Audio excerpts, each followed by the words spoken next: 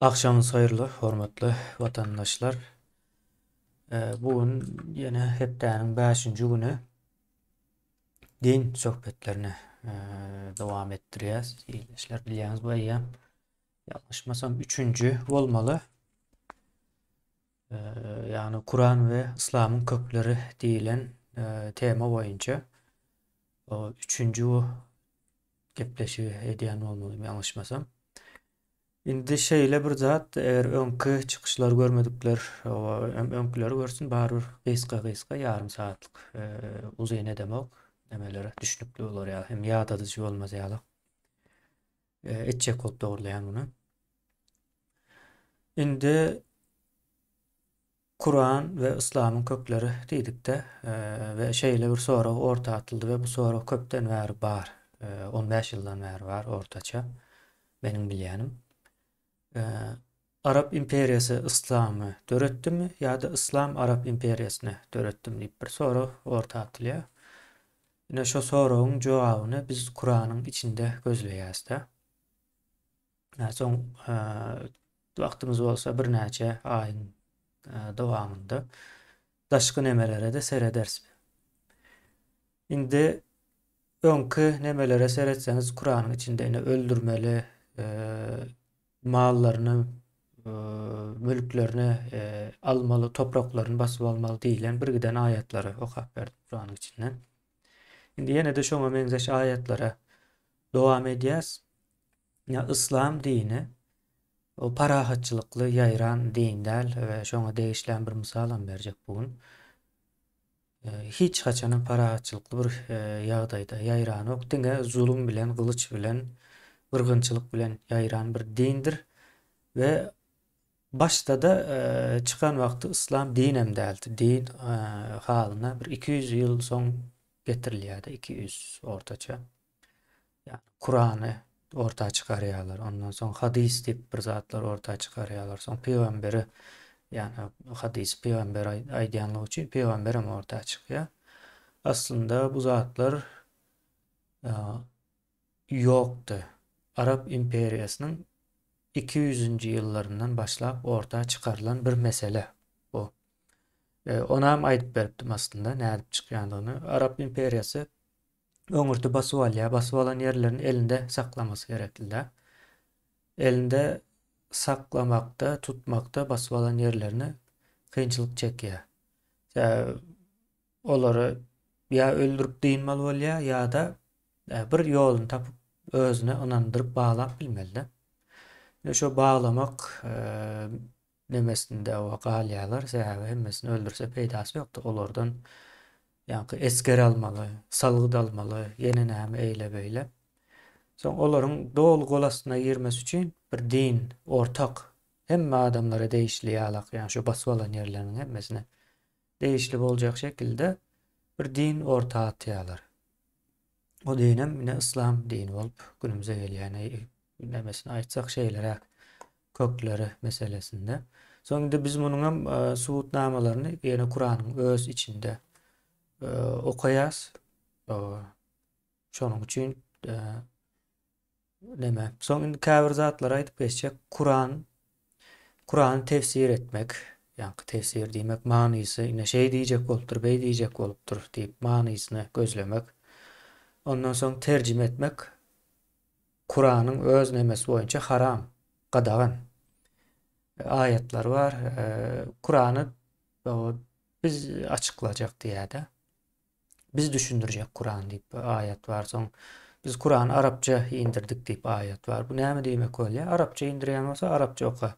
Terjime etme diýmek bolýar-da. Üýtgeşik owa bir nemesi. Soň tefsir owa ine bu taýda eý diýjek bolupdyr, beý diýjek bolupdyr diýip aýtmagam haram, ýani gadagan. Sebäbi Kur'anyň öz içinde aýdýar.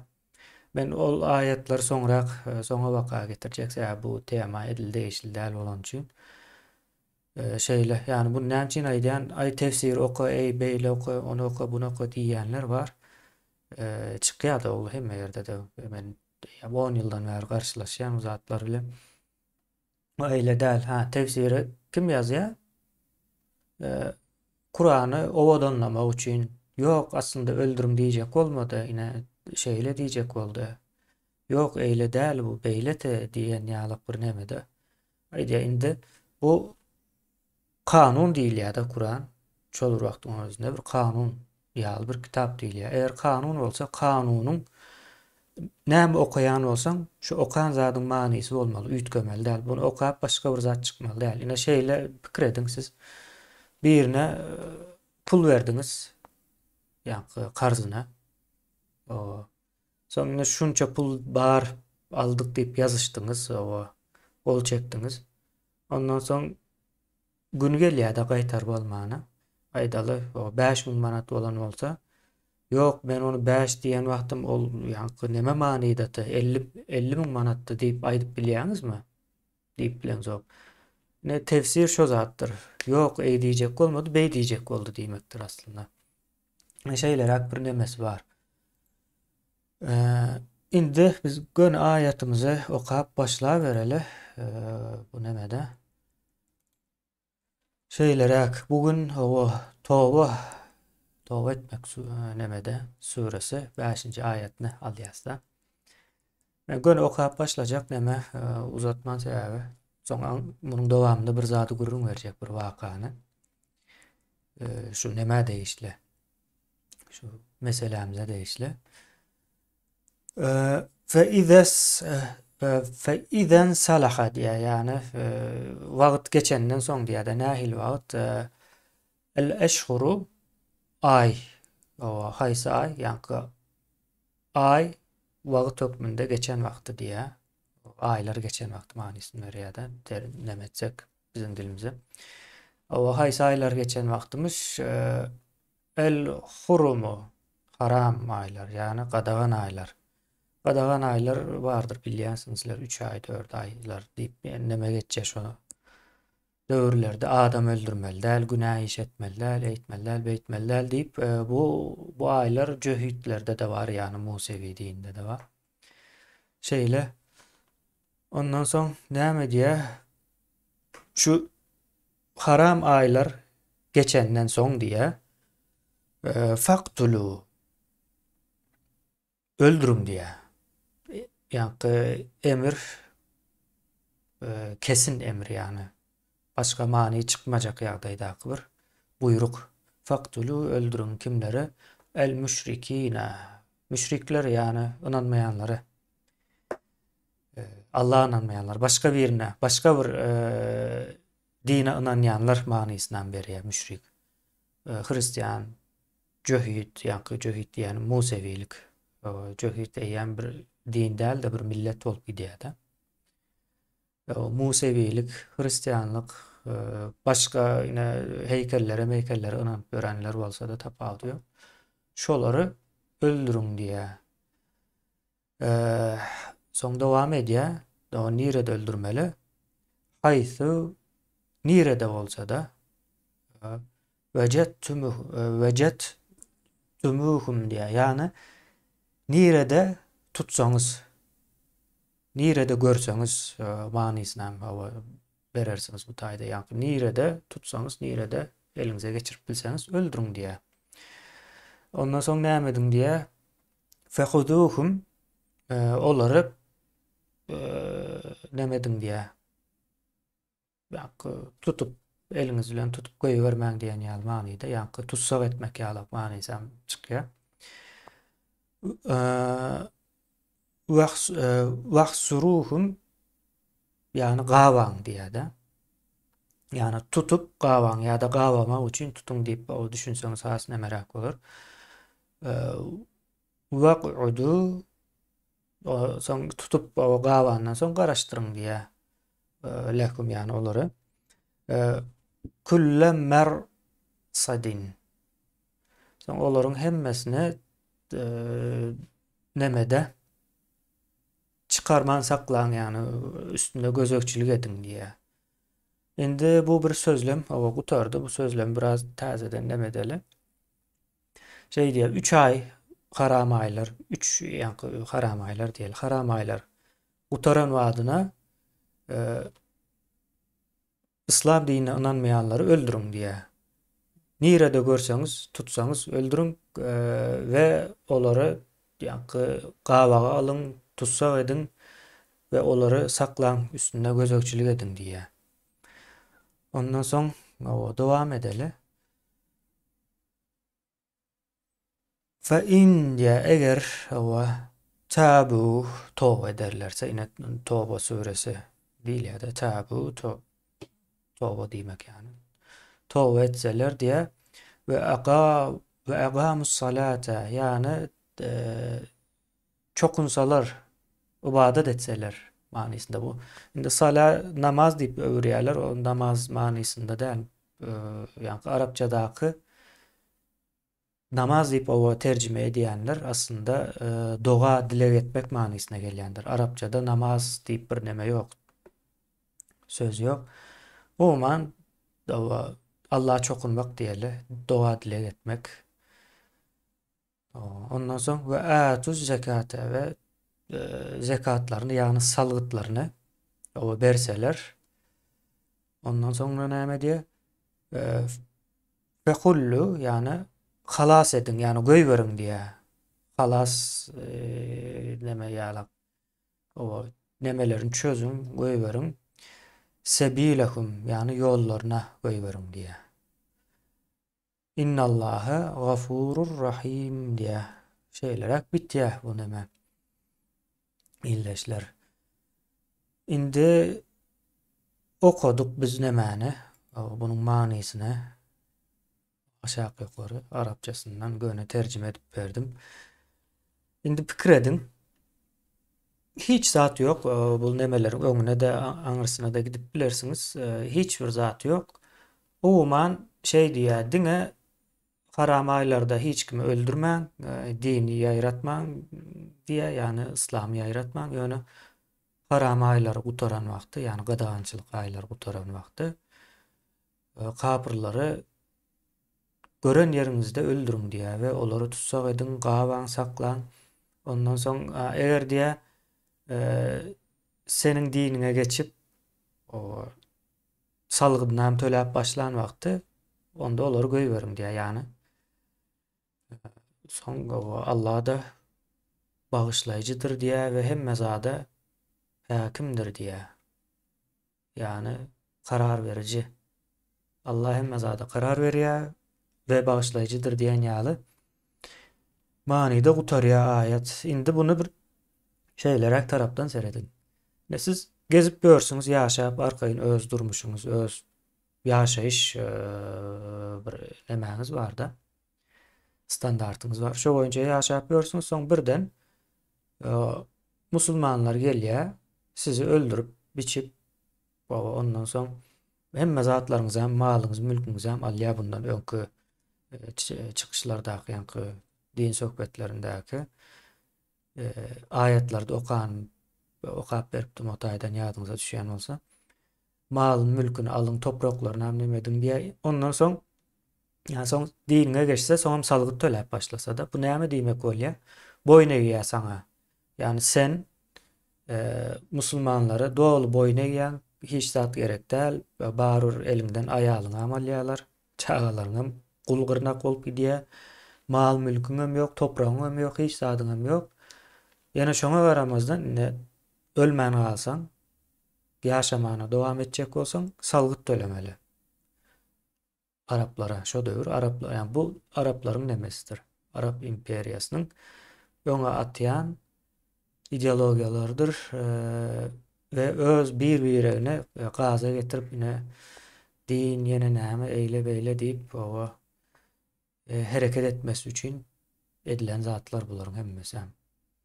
Indi şeýle bir ýama diýerler bu din parahatçylykly ýaýrady, hiç neme bolmady, eýle beýle diýip aýdylýar. Ýöne hiç bir ýerde eýle zat ýok. Hemme ýerde de biçip görüp geçýär. Hatta İbn Haldun diýip bir tarihçi bar. Müsür tarapynda. Asly Müsürlümi dälmi onu bilemok. Ýöne Müsür tarapynda ýaşaýan bir tarihçi. Müsürü basyp alan wagtlary Araplar şonu gürrüňler da. Şeýle bir neme millet diýär-de, hiç zat görmedik, medeniýetsiz Ayağının basan yer guuraya, ýykylýa, şo daýy ýok bolup gidýär diýip o şey diýip ýazýar kitabynda. Bardyr ona İbn Halduny Araplar barada aýdan zat diýip ýazsaňyz çykýar. Onu görüp okap bilersiňiz. Ne şeýle bir zat. Eee, Ve bu taýdan ýani eýem gaty kän aýat bar, men size 4-5 tanesini okap berdim-de Kur'anyň içinde. Eee, İslam dini aslında Arap imperializmidir. Basywaljylykly, ele geçirmek, salgyda baglamak, kul gırnak etmek dinidir. Yani soň din diýip soň öwürýärler ýöne din bolmazyndan öňürti şo zatdy. Soň hemme ýeri talap boldular, talanjak ýeri ýok, o güýji ýeten ok. Soň talap hemme ýeri talasaň senem ýeterli mukdarda salgyt neme alyp bileňok da bir wada alýan adamlaryň elindäki zatlary. Soň ýeneden gutar ýa-da sen öndüreň ok, sen talap gün görýän. Soň ýene başga bir ýeri talamaly da sen. Şey dip talap giň elýärler. Soň talanjak ýerem galmaýar. Bar ýerlere de güýji ýetmeýär. Soň serediýä izine seretse öňkü talanlaram buňa garşy gelip başlaýar. Soň näme etmeli? Bir hemmekime orta bolarýarlyk din bolmaly ýa-da. Soň şey dip o İslamy döredýärler, ýöne döretmelerine garamazda bu ödem ýumşadylan görnüşi. Ýumşadyp hemmekime dengeleri ýalyk diýip pikir edipdirler-de, ýöne wagt geçdikçe häzir şu wagt okuýasa adamyň aklyna girjek zat däl, bu bir Tanrı yaradyjynyň bir sözü bolma mümkinçiligi ýok-da. Diňe öldürüp başga zat ýok. Kur'anyň 3'te 1 bölegi öldürüň, talan aýatlary bilen dolu.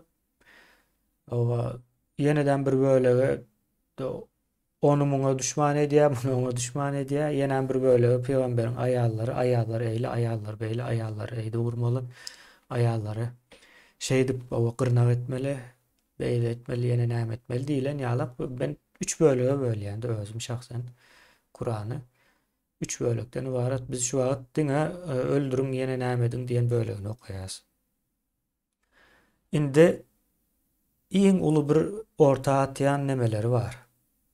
Esasen musulman cemiyetinde şey diýerlerdi. Indonezya öz musulman boldy, gördüler Araplar bilen söwda edýärdiler, soň Araplaryň dinini görüp, olaryň ahlagyny görüp, soň İslamy kabul edip Indonezya tutuşly ona musulman bolup gitdi diýip bir neme aýdýarlar. 1800-nji ýyllarda, ýani 19-njy asyryň başlarynda boldy diýilýär. Ondan öňürtem azyrak bir hereketlik bar bolup biler. Ýöne esasy şol 19-njy asyryň başlary işaret edilýär-de İslama geçiş demesine. Soň ine şoňa gidiň Indonezya nädip musulman boldy diýip bir taryhy girip okan 34 ýyllap gyrgynçylyk etdiler. 34 ýyllap Indoneziýada öldüripdirler, ýani tahmin hasaplary boýunça 232 000 üstünde adam ölüpdir-de. 34 ýyllap urş bolýar. Indi urş nädip bolýar? Indoneziýaly 3 sany molla, padri diýilýär bulara, adyna padri, padriler. Bular sövda edýär, näme gidýärler, Mekke haja gidýärler, o taýda Araplar bilen dowamly gatnaşykda. Soň şu Araplaryň daş döwrüne nädip hökm edýänini, şu özlerini aslında hökm edýänini görüp bizem şey etmeli ýa-da. Şey etmeli ýa, soň Araplar bilen maslahatlaşyp ýene näme etdiler. O döwür Mekke Osmanlynyň gol astynda. Osmanly şol bir wagtyň özünde de garşy Wahabiler hem şo döwür döreýär-de umumyň aýdylanda. Ýöne tapawdy ýok, hemmesi bir nemede. Soň bu 3 sany molla, o padri diýilýän nemeler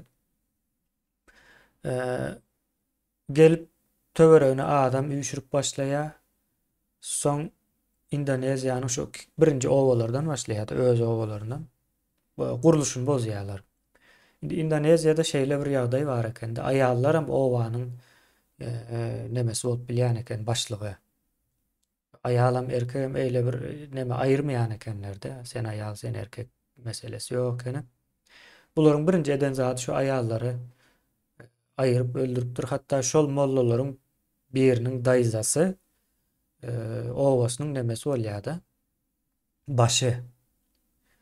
Soň şonam öldürdiýä. Onu öldürdiýä. Soň birden şu Indoneziýanyň yerli däp desurlarynyň hemmesini baldyryp soň uruş başlaýar. Bu uruş gaty uzun wagtlap, ýani 1803-nji ýylda başlaýar, şondan 34 ýyllap dowam edýär. Ara kesmesiz dowam edýär uruş. Haçan gutarýar? Neme tarapy, İslam'ı kabul etmeýän tarap nemäni? Gollandiýadan, padşahdan kömek soraýar. Gollandiýa pikir edin. O wagtlar Gollandiýa iň deňizçilikde neme bolan soň hemme ýerde söwda edip ýa-da koloniýalaşdyran ýerler hem bardy. Şolardan kömek soraýar, soň şolar gelip uruşy soňlandyryp gidýär-de. Şoňa çelli dowam edýär. Eger olar soňlandyrmadyk bolsa ýene dowam etjekdi. Ýöne nämeler boldy şol 34 ýylyň dowamında? Bu padri diýilen mollalar. Soň olaram öz arasynda bir-biri bilen gyrylşýarlar. Olam aýry bir mesele. Ýöne öz-özleri bilen gyrylşanyny bir gyra goýsak, bular birgiden adam öldürýär, ayallary gyrnap edip satypdyr, hatda daşary ýurtlara çelli satyp başlapdyrlar-da. Sebäbi önüm öndürenoklar. Urşýarlar, obada edýärler, namaz okuýarlar, eýdýärler, beýdýärler. Ýöne önüm öndürenoklar-da. Diňe o taýa o bahana tap uruşmaly, bu taýa bahana tap uruşup, girip, basyp alyp, mal mülkün alyp, soň ayallaryna çelli gyrnap edip satyp başlapdyrlar. Ine Indoneziýanyň öz-özünden musulman boldy diýilen hekaýasy aslında ertekiden ibaret. Eýle zat ýok. Indoneziýada iň ganly bir ýagdaýda nemetdiler-de. Ulu bir täsir neme goýup gitdi.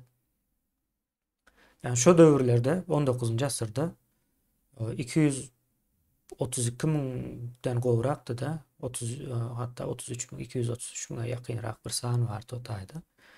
Şonça adamyň öldürilmesi diýmek gaty ulu bir neme şu döwürler üçin. Ulu san. Şeýle o nereden gelýär? Ine şu aýatlary okasaň şu taýdan gelýär. Özem ýanky bular birinji öz garyndaşlaryndan başladylar öldürüp gyryp. Daýlary, daýzalary, kakasynyň doganlary, kakasy, ejesi şeýdip öldürenler bardy. O taryhyny bir okap görüm. O padri neme söweşleri diýip geçýär. Padri söweşleri. Bir söweş däl, gatykän söweş bolan üçin şeýlere ad berilipdir. Uzun ýaky bu näme öwrülýär? İçki gozgalaňa öwrülýär. İçki urşa. Adamlar, halk öz aralarında 34 ýyllap urşýar. İslam bir milleti bir-birine nädip düşman edýär. Bu el şeýle beýleki ýerlerde de boldy. Hatta ine bizde de boldy. Bizdäki nähili o Seljuklu, o musulman bolup türkmen adyny alýar. Ýöne içine girmän, ýa-ni Seljukluğa goşulman ýaşap ýörenlerim Oğuz ady bilen dowam edýär. Soň Oğuzlar bilen Seljuklular, ýa-ni ikisi bir millet aslında. Gatykän ýyllap gyrlyşyp geldi.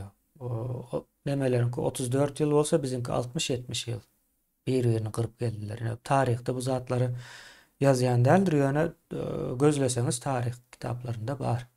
Yani bizim tarihçilerimiz Türkmenistana hijem ýazanok da ine iň barkysy Türkiýe ýa-da ýene şoňa benzeş bir ýurtlar bolmaly da ýazmalar. Olaram ýazanok, olaram üstünden geçýärler. Ýöne bu zat bar. Tarih kitaplarını okasaňyz geçýär. Bunu soň nireden aba bilýäňiz? Iň soňky Seljuklu sultany Sultan Sanjary näçe aýlap 3-4 aýlap ýesir tutýandyr Oğuzlar. Indi Oğuzlar bilen türkmenleriň arasyndaky tapawut biri İslam kabul eden, beýlekse İslam kabul etmedik. Indi Oğuzlar köplenç nirede ýaşat diýip sorasaňyz Balkanyň demir gazygy, häzirki Özbegistan, ve Kazakistan. Yani Aral bilen nemäniň arasy. Seljuklu döwleti barkan.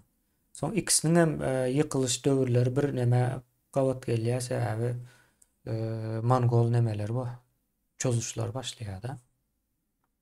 Şonuň bilen utarýarlar ýöne. Seljuklu nemeden öňürti ýykylýar Mongol çözüşlerinden.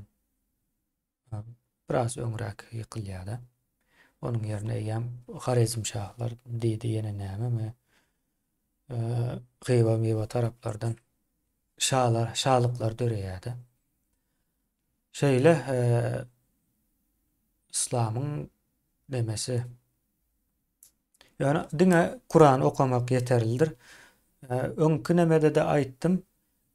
Şeýle bir zat bar. Hakykatdan hem Kur'any edip bilseňiz arapçasyny öwrenip okajak boluň ýöne. Beýleki terjimelerini okasaňyz hem bir terjime okama käbir sahypalar bar. Aşagyna bir näçe terjime goýýandy. Şolaryň hemmesini okap deňeşdiriň. Ne terjime edýärler, hiç haýsy bir-birine meňzeýän däldir terjimeleri. Şo taýda da görersiňiz. Şu İslam'a bir gara gelmesin diýip şonu o adamlar terjime etjek bolýarlar. Mysal üçin şu taýda hiç söwüş sözü ýok ýa-da söwüş sözüne gawat gelip biljek hiç bir söz ýok. Ýöne käbirleri uruşda diýär-de, ýani uruşun içinde nirede görseň öldür diýip aýdýar diýip ýazýar diýenler bar. Ýani eýle zat ýok. Uruş sözü geçen okuna şu ayette. Bu ayette näçe sözlem bar? 3 tane sözlem bar. 3 sözlemin hiç birinde de geçen ok. Uruş sözü. Umuman şey diye Allah yani maňananmaýany gören wagtyň öldür tutsak et ýene nämet ýöne towa edenden soň diye towa edip diňe towa etmeýem etmeýär. Towa edýän. Soň Allah çokunup başlaýar. Soň salygyňa töleýär. Ondan soň Allah bağışlaýjy bolýar. Şey diýip utarýar. Allah bağışlaýjy we hemme zata hakimdir diye karar verici, hüküm edici diýen ýalak bir manyda. Şey diýär, bu zatlaryň hemmesi Araplaryň öz nemeleri ya durmuşlaryna göre yazılan bir ayetlerdir bu. Pikredin bir yaratıcı olsa şey dip ayet iyi verir mi? İyi vermeýär. Entek okumana dowam eder, soňky nemelerde de görürsüňiz üýtgeçik zatlar bar. Ol diwarda asyl duran, içi açylmayan, hiç okulmayan Kur'an aslında o şu taýda duruşun owadan ýalak däldir. İçini açyp okasaňyz içinde şeýle zatlar bilen garşylaşýan. Şonuň üçin hem okadýan däldirler. Hatda bir nemäne şu taýda aýdyp geçeýin. Kaufman var. Orta Aziýany gyrgynçylyk eden Ors imperiýasynyň generaly Kaufman. Kaufman Xivany ele geçirenden soň şu taýda hafyz ýani Kur'any ýatdan bilýän bir molla görýär, o neme diýär, gürrüňdeşlik edýär-de. Hayran galy hakykatdan şunu ýatladyňmy diýip Kur'any. Soň diýär, onda diýär näme aýdýar içinde diýip soraýar, gyzyklanýar hakykatdan hem. Soň bu molla içinde näme ýazýanyny bilen ok. Soň hakykatdan hem men düşünemok diýip aýdýar. Soň şu taýda Kaufman şu sözler ulanýardy. Bütün ýaşlygyny şu zada beripdir. Elinde de hiç başga bir hünäri ýa ukyby ýok. Ýöne munyň manysyna da düşünenok diýär. Ýatlan zatynyň. Bu nähil samsyklyk diýip ýazýar. Kaufman. Şeýle de bir ýagdaýlar bar. Gyzyklydyr bu üýtgän ok. Öňem içi okadylan okdy, içiniň manysy okadylan okdy. Şu wagtam okadylan ok islendik medresäge gidip Kur'anyň içi okadylýan däldir. Özüm gördüm. İçi okadylmýar, içinden şu günkü günümüzün şertlerine ters gelmeyen bir 5-6 sany ayet bardyr. Şolary aýlap öwürüp şolary okap berýärler. Allah'ını görün nähil beýik diýýärler şey dip. Ýani onuň aňyrsynda näçe 6600 66 ayet olsa o şonun geýýän diňe 5-6 sanasyny okuyan olsalar galany okudylanok. Ýöne Arap ýurtlaryna gitseňiz ýa-da Owganistana gitseňiz ine şu zatlary aýdyp okudyp, okatmasalar hem dilden gurrun berýärler köplenç. Şonuň üçin çykyp hiç utanman, çekinmän. Ýa-da Owganistanly bir molla geçen ýyl ekrandan özüm aýdýar, o kapyrlaryň aýallaryny diňe gyrnak edip ulanmaly diýär. O arada da ayetler var, entek olara da geleriz biz. Ne edip gyrnak ediljegine, näme ediljegine değişli. Şöyle gaty giňiş, ýa-da giňiş diýänim okamak zatlarymız, görmek zatlarymız var. Ýa Kur'an bilen tanışmamız gerekli de öze demek bolýan bolsa. Şöyle ol elhamdülillah, şükürler bolsun. Ya sabır diýip demet bolanok, ine içine okusaňyz şeýle zatlar çykýar. Onda men şu taýda jemlemekçi, illeşler indik hepde görüşýänçäk. Sag bolun.